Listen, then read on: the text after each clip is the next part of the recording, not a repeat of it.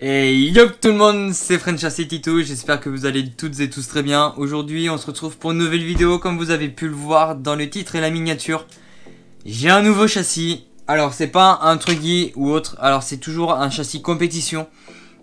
Donc j'ai déjà le XT8 en Truggy, et ce qui me manquait, entre guillemets, c'est un Buggy. Donc du coup... Bon, c'est pas un châssis qui est à monter, enfin entre guillemets si, mais il est déjà monté, c'est un châssis d'occasion. Donc je vais vous parler un peu de la marque et de vous entre guillemets vous unboxer le châssis, vous montrer un peu en détail le châssis et tout ce qu'il y avait dans la boîte, etc. Donc déjà, hop, voici la petite boîte. Donc sur la miniature vous avez vu que c'était flou, donc on ne voit rien. Donc voici le nouveau joujou. Donc c'est un JQ Racing, donc c'est le Black Edition, c'est le The Icar. Donc pour vous parler un peu vite fait de la... Donc du coup pour vous parler un peu de la marque JQ Racing, il faut savoir que déjà JQ Racing s'appelait au départ en 2010 JQ Production. Donc la marque a été créée par deux pilotes dont Joseph Karengren, excusez-moi, donc qui est un Finlandais si je ne dis pas de bêtises. Donc au niveau du coup de son palmarès à lui, donc c'est un ancien ingénieur de chez Obao, qui a quitté Obao pour créer sa propre marque, donc JQ, donc qui sont ses initiales à lui. Donc on peut voir directement sur la boîte, juste ici. Donc il a été entre guillemets 2 fois champion du monde. Donc ça a été entre guillemets 2 fois un champion du monde. Donc du coup en termes de pilotage, en termes de course, au niveau du palmarès de la marque, donc j'ai pris des notes, je me suis quand même informé sur la marque, etc. Entre 2002 et 2013, ils ont été 9 fois champions nordiques. Après en 2002-2013, 5 fois champion de Finlande. Et 2005, 2007, 2012 et 2014, ils ont fait un top 10 dans les championnats d'Europe. Donc c'est quand même une très bonne marque avec de très bons châssis. Donc hop. Donc voici comment se présente la boîte. Je vais quand même vous faire voir un peu sur les côtés à quoi ça ressemble. Donc là vous avez l'avant du châssis. Vous l'avez sur le côté juste ici avec le rappel de la marque, le logo qui est juste ici de la Finlande, vu que c'est entre guillemets la marque du coup d'un créateur finlandais, ce qui est logique. Et il a été fabriqué, enfin tout ce qui est pièces, etc., châssis, conception, etc., c'est finlandais. Donc voilà, vous avez aussi l'arrière juste ici. Donc moi je trouve qu'il a une gueule mais juste super belle. Hop, je mets juste le carton derrière. Donc je voulais juste dire merci, un grand merci, comme vous avez pu le comprendre, je l'ai acheté d'occasion à Grégory Beaufreton, qui me l'a vendu. Donc c'est son ancien châssis, il est passé sur un EB48 2.0 de chez Techno. Et il me l'a vendu à un prix d'ami qui était impossible à décliner. Donc j'ai fait en sorte de l'acheter, même si c'est assez difficile avec tout le projet du XT8 qui est fini. Voilà, j'ai tout mon budget qui est passé dans le XT8. Donc du coup, il m'a donné en plus des pneus au cas où. Il va m'en donner d'autres normalement. Moi, alors tout ça, ça vient de chez moi, hein. J'ai mis toutes les pièces ici. Il m'a donné du coup l'aileron d'origine JQ, bon qui est sale, etc. Mais ça c'est normal. Il y a l'aileron HB, un jaune fluo, Hop. Il y a quelques petites pièces qui se baladent. Qui se RC baladent. Dédicace à toi, RC balade et RC Mémus, parce que c'est son expression. Qui se fait RC balade. Donc voilà. Hop. Il y a la lampe qui fait des siennes. Voilà. Ça, qu'est-ce que c'est? Non, c'est pas intéressant. Donc ça, je peux poser par terre. Donc ça, c'est la notice du coup de la voiture avec les setup sheets. On a un petit mot ici. Voilà, on a plein de setup sheets. On a la notice de montage. Voilà, tout ce qu'il y a de plus basique, hein, ce qui est logique. Désolé, c'est Discord. D'après ce qu'il m'a dit Grégory, voiture très facile à monter. Il n'y a aucun souci pour ça. Bon, c'est pas les notices X-Ray où c'est tout en couleur, etc. Mais c'est très facile à monter. Il n'y a aucun souci pour ça. Donc les pneus, c'était du Striker Evo. Et c'est du VP Pro. Donc voilà. Après, du coup, ça c'est l'aileron Serpent que j'ai enlevé. J'ai mis celui d'origine. On a, bon, j'ai pas encore d'électronique, mais très bientôt. Donc là, on a tout ce qui est fixation moteur. On a la plaque en carbone pour shorty, pour la batterie. Donc la plaque du dessus. Donc franchement, l'épaisseur, ouais, on a au moins du 3-4 mm. Très bon carbone, super beau, il est juste magnifique. Il n'y a rien à dire sur ça. Et après on a voilà des petits palonniers en plastique. Là c'est du 23T, on a du 24T. D'origine là c'était du 25T qui était monté. Après on a différentes pièces pour les réglages, etc. Donc comme tout kit, hein, bien évidemment.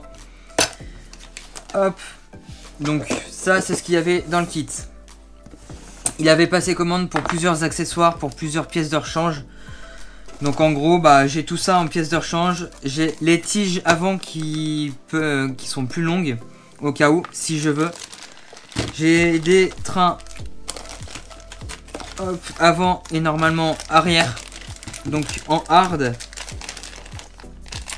Donc c'est ceux-là. Donc là c'est les arrières. Donc et si je dis pas de bêtises, c'est ceux-là qui sont en hard au niveau de la dureté. Et là du coup j'ai les fronts. Donc qui ne sont pas eux en armes. En hard. Pardon, c'est la fatigue. Donc là on est le 7 février. Et bon, je tourne la vidéo assez tard. Donc c'est pour ça que je suis un peu fatigué. Je sors du boulot en même temps. Donc voilà. On a encore de diff au cas où. Il avait repris un pare-choc avant. On a du coup les upper links. Donc voilà, on a vraiment j'ai vraiment des pièces au cas où. Je crois qu'il y en a pour 200 ou 250 voire 300 € de pièces. Donc j'ai de quoi faire. Et je l'ai vraiment eu, la JQ je l'ai vraiment eu à prix vraiment d'amis. Donc voilà. Encore merci à toi Greg, c'est très sympa de ta part. Pour vous dire, il n'a pas été gagnant de la vendre à ce prix là. Donc du coup, ça c'est la carrosserie d'origine de la JQ. Donc c'est sa peinture carrosserie qu'il a fait lui-même. Bon, donc ah oui, pour vous situer un peu, la voiture n'a que 5 packs. Donc voilà, ce qui est vraiment très peu. Il a roulé 2 ou 3 batteries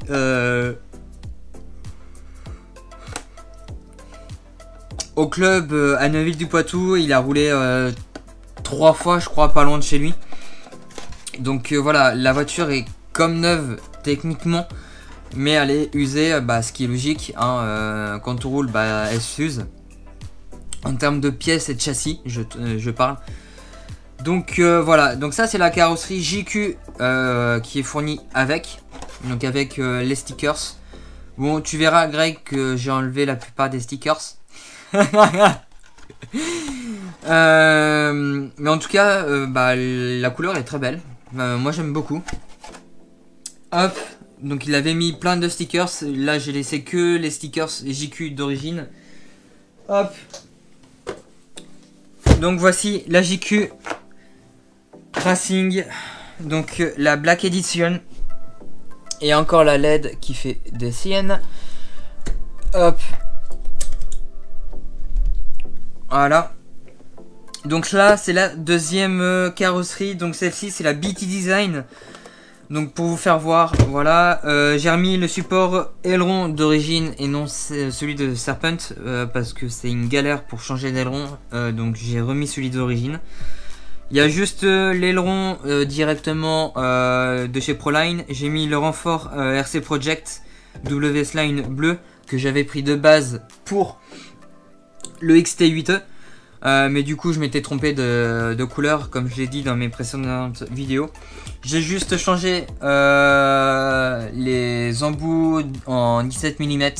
J'ai mis les bleus et rouges de chez Donuts. Les bleus à l'arrière pour rappeler un peu l'aileron et le renfort en termes de coloris. Et j'ai mis du coup ils ne sont plus en vente. Je les ai gardés, donc mes Serpent, mes pneus pistes Serpent. Donc voilà. Il a juste mis aussi un aileron avant en lexan. Donc il y avait aussi de base plein de stickers, je les ai enlevés. J'ai mis après moi à ma sauce. J'ai juste laissé les stickers et encore non, je dis des bêtises. Celle-ci était complètement nue.